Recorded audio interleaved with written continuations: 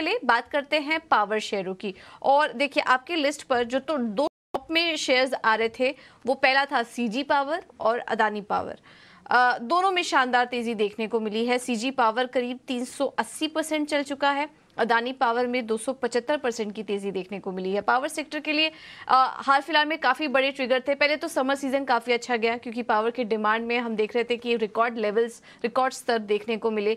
उसके बाद जिस तरीके से सरकार फोकस कर रही है रिन्यूएबल हाइड्रोजन के लिए अनुकूल पॉलिसी लाने की, वो भी एक ट्रिगर का काम कर रहा है यहाँ पर। और अब माना जा रहा है कि आने वाले समय में इनके अर्निंग्स में भी सुधार होगा, डिविडेंड यील्ड्स और अर्निंग्स में भी सुधार देखने को मिलेगा। इसमें सबसे पहले बात करते हैं सीजी पावर की। और कंपनी जिस तरीके से क्षमता विस्तार कर रही है, पावर सिस्टम्स में हम देख रहे हैं एक स्ट्रॉन्ग ट्रैक्शन देखने को मिल रहा है, तो काफी नए मौके मिलने की बात की जा रही है और उसका सीधा सीधा फायदा सीजी पावर को मिलेगा। गौरांग, पावर शेयरों पर आपसे राय लेना चाहेंगे, कैसी लग रही है आपको, कैसा लग रहा है आपको ये पावर सेक्टर, और ऐसे में सीजी पावर, इस पर भी राय दीजिए, ये कंपनी कैसी लग रही है आपको? धन्यवाद पूजा, आपका इस शो पर आमंत्रित करने के लिए। और इटिनाउ स्वदेश और इटिनाउ स्वदेश की टीम को बेमिसाल 2 साल पूर्ण करने पर बहुत सारी शुभकामनाएं और परमात्मा से प्रार्थना है कि आप और आपका चैनल इसी प्रकार से निवेशकों का मार्गदर्शन करते रहें और हम जैसे निमित्तों को मौका दे आपके बहुमूल्य चैनल पर आकर के उस योगदान का हिस्सा बनने के लिए। और सुलझे हुए निवेशक आप बनाए, जिस तरीके से आप पिछले 2 साल में बनाते रहे, आने वाले कई सालों तक इसी तरीके से आप मार्गदर्शन करें, ऐसा परमात्मा से प्रार्थना है। तो सीजी पावर पर हमारी पहले खरीदारी की राय थी पूजा, और क्योंकि हमारे लक्ष्य आ चुके हैं तो हमें लग रहा है कि यहाँ पर मुनाफा वसूली करना ही चाहिए। और आप निवेश शेयर बाजार में इसलिए करते हैं ताकि आप अपने निवेश के ऊपर अपने अनुमान के हिसाब से कुछ कमा सके, न कि लालच रख के। उस लालच की कोई सीमा नहीं होती है और आप निरंतर उस पर और उम्मीद रखें और उम्मीद रखें और फिर आखिर में वो तब्दील हो जाते हैं नुकसान में। तो फिलहाल जिस स्तर पर कामकाज कर रहा है सीजी पावर का शेयर, वहां पर हमारी राय है कि आप अब मुनाफा आ रहा है तो आप मुनाफा समेट। ठीक है, अगर मुनाफे में है सीजी पावर में तो फिलहाल निकलने की राय आपको दी जा रही है गौरांग की तरफ से। एक और स्टॉक पर बात करते हैं आईआरएफसी की। यहाँ पर भी हमने देखा कि रेलवे स्टॉक्स में भी शानदार तेजी देखने को मिली थी, एक एक करके उन पर चर्चा करेंगे। लेकिन आईआरएफसी की बात करें तो करीब 240% की तेजी यहाँ पर देखने को मिली। शानदार लोन ग्रोथ था और नए वैगन ऑर्डर में भी तेजी बनी रहने का ही अनुमान है आईआरएफसी। इस वजह से हमने देखा कि काफी अच्छी बढ़त यहाँ पर देखने को मिली है। गौरांग, आईआरएफसी पर अब अभी भी मौके हैं क्या एंट्री लेने के लिए? मुझे यहाँ पर जब आईपीओ आया था तब आईपीओ के स्तर पर हमने लंबी अवधि के लिए निवेश की राय दी थी और 240% अगर आपने आईपीओ में पैसे लगाए होंगे तो 240% आपको रिटर्न मिला है। और काफी लंबा समय नहीं हुआ है आईपीओ को आने के लिए और लिस्ट होने के पश्चात। ये कंपनी आईआरएफसी, जैसे कि इंडियन रेलवे फाइनेंस कॉर्पोरेशन नाम है इसका, ये वित्तीय सहायता कराती है भारतीय रेल को, किसी भी नए प्रोजेक्ट्स को लेकर सहारा देती है। इस स्तर पर तो क्योंकि 240% चल चुका है और आईपीओ का जो स्तर था वो हमें सब पता है, तो आईपीओ पे तो पहले तो अगर आपने पैसे लगाए होंगे तो हम ये धारणा करते हैं कि 240% रिटर्न आईपीओ के भाव से एक अच्छा खासा रिटर्न होता है।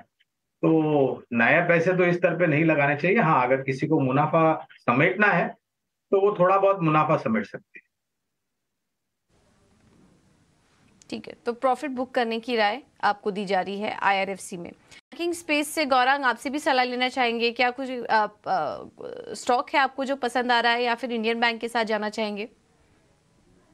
तो as a disclosure, Indian bank हमारा जो लक्ष्य था वो आ चुका है। और जाहिर है पूजा, लक्ष्य आने के बाद बुनियादी दर के आधार पर हमारी कोशिश ये रहती है कि हम मुनाफा वसूली की राय दें। तो इंडियन बैंक पर फिलहाल तो बेचने की या फिर मुनाफा वसूली की राय है। इसके अलावा दूसरी तिमाही के नतीजे बहुत आ जाएंगे, मेरे ख्याल से 10 अक्टूबर से इस वित्तीय वर्ष के दूसरी तिमाही के नतीजे आएंगे। उसके बाद थोड़ा आत्मचिंतन करेंगे हम कि इंडियन बैंक पर हमारे क्या राय है।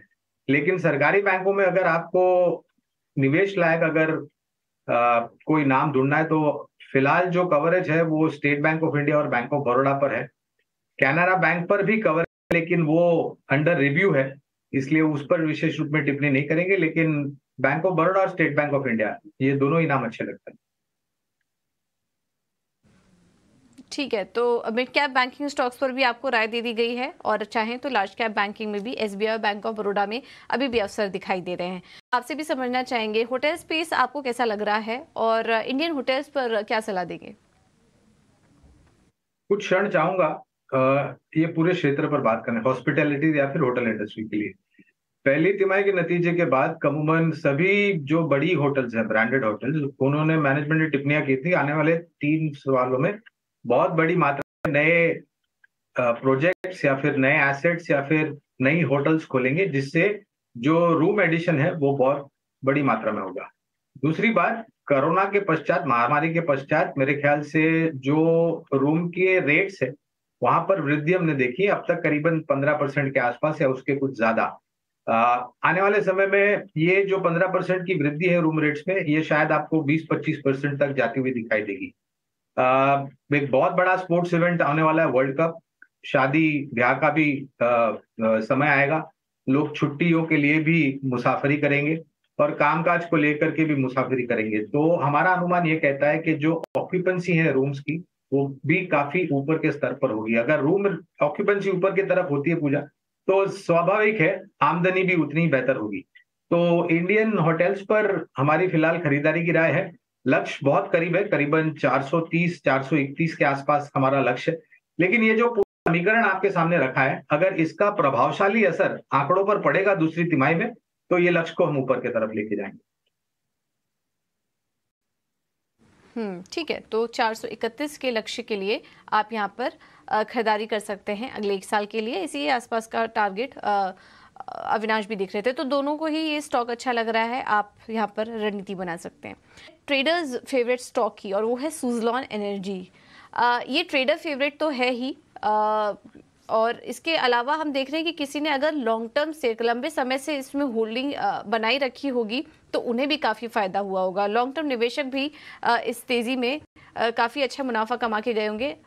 सुजलॉन में अगर हम देखें तो 28 रुपये के आसपास अब ये स्टॉक आ चुका है, और 320% की तेज़ी पिछले 2 साल में ये स्टॉक दिखा चुका है। रिवाइवल हमने देखा सुजलॉन इस कंपनी में कर्ज में कमी आई, नए ऑर्डर, एग्जीक्यूशन पर फोकस, और सरकार का जिस तरीके से रिन्यूएबल स्पेस में फोकस है, काफ़ी ज़्यादा फायदा सुजलॉन को मिला इस बीच। सुजलॉन पर क्या सलाह देंगे आप गौरांग? पूजा, ये स्टॉक हमारे कवरेज में कभी था नहीं, इसलिए विशेष रूप में मैं टिप्पणी नहीं करूंगा। और अगर आप इसका इतिहास देख लें तो मैं केवल इतना कह सकता हूं 89 स्वदेश के दर्शकों को कि अपनी सोच समझ और सबसे ज्यादा बुद्धिमत्ता का प्रयोग करें। अगर आप इतिहास देखेंगे तो मेरे ख्याल से छोटे या कुछ समय में जरूर किसी को मुनाफा मिला होगा, अगर उन्होंने सिंगल डिजिट में ये स्टॉक एक समय पे रहा था, और उसके बाद हमने ये ऊपर की तरफ के दायरे देखे हैं जो फिलहाल चल रहे हैं।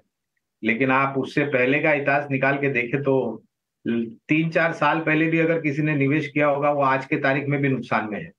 इसलिए मैंने कहा कि आपके दर्शकों को और निवेशकों को सोच समझ और सबसे ज्यादा बुद्धिमत्ता का प्रयोग करना चाहिए इस स्टॉक में।